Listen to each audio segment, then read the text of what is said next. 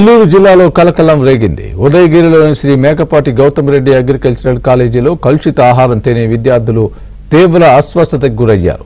తీవ్ర వాంతులు విరోచనాలతో 30 మంది విద్యార్థులు 3 రోజులుగా ప్రభుత్వ వైద్యశాలలో చికిత్స పొందుతున్నారు. వైద్యశాలలో విద్యార్థుల వెంట కాలేజీ సిబ్బంది లేకపోవడంపై వైద్యాధికారిని ఆగ్రహం వ్యక్తం చేశారు. శ్రీ మేకపాటి గౌతమ్ రెడ్డి అగ్రికల్చరల్ కాలేజీ హాస్టల్లో వంటశాల అపరిశుభ్రంగా ఉంది.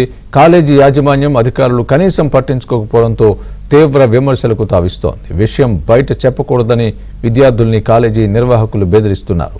సెల్ ఫోన్లు తనిఖీ చేసి వీడియోలు, ఫోటోలు డిలీట్ చేస్తున్నారని విద్యార్థులు ఆవేదన వ్యక్తం చేస్తున్నారు. ఇప్పటికైతే అందరూ స్టేబుల్ గానే ఉన్నారు. బట్ ఎక్కువ మంది ఒకే హాస్టల్ నుంచి సేమ్ సింటమ్స్ రావడం అనేది కొంచెం చూసుకోవాల్సిన విషయం.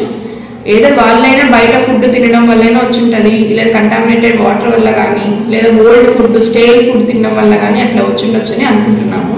ఇప్పటికైతే స్టూడెంట్స్ అందరు బాగానే ఉన్నారు, ఏం ప్రాబ్లం అయితే లేదు.